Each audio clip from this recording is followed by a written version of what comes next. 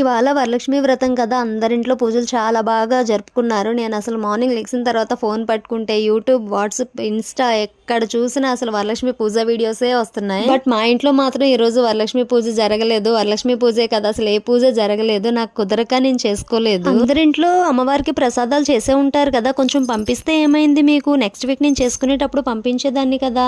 సర్లే, నేను మీతో ఖర్చు మీరు ఈ వీక్ పంపించలేదు కాబట్టి నేను నెక్స్ట్ వీక్ మీకు కూడా పంపియాను. ఇంక ఇవాళ ఎలాగో మా పిల్లలకి స్కూల్ హాలిడే కాబట్టి కొంచెం వంట లేట్ అయినా పర్లేదు అని చెప్పి చపాతీ చేశాను. ఇంకా కర్రీ అయితే ఏం చేయలేదు. చుక్కకూర మొన్న సండే ఎప్పుడో తెచ్చాను మార్కెట్లో.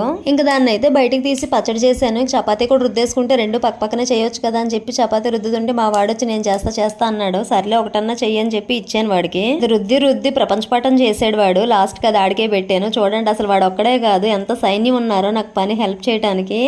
వీళ్ళ వల్ల త్వరగా అయ్యే పని కూడా ఇంకా లేట్ అవుతుంది అనమాట. లేట్ అంటే మామూలు లేట్ కాదు, చాలా లేటు. ఇంకా వీళ్ళందరూ హెల్ప్తో చపాతీ రుద్దేసుకుని కాల్ చేసుకున్నాను కూడా. పచ్చడి కూడా మిక్సీ పెట్టేసుకున్నా. చపాతీతో కాంబినేషన్ ఎలా ఉంటుందో అనుకున్నాను కానీ చాలా బాగుంది. ప్లీజ్ వీడియో నచ్చితే లైక్ చేసి సబ్స్క్రైబ్ చేయండి అబ్బా.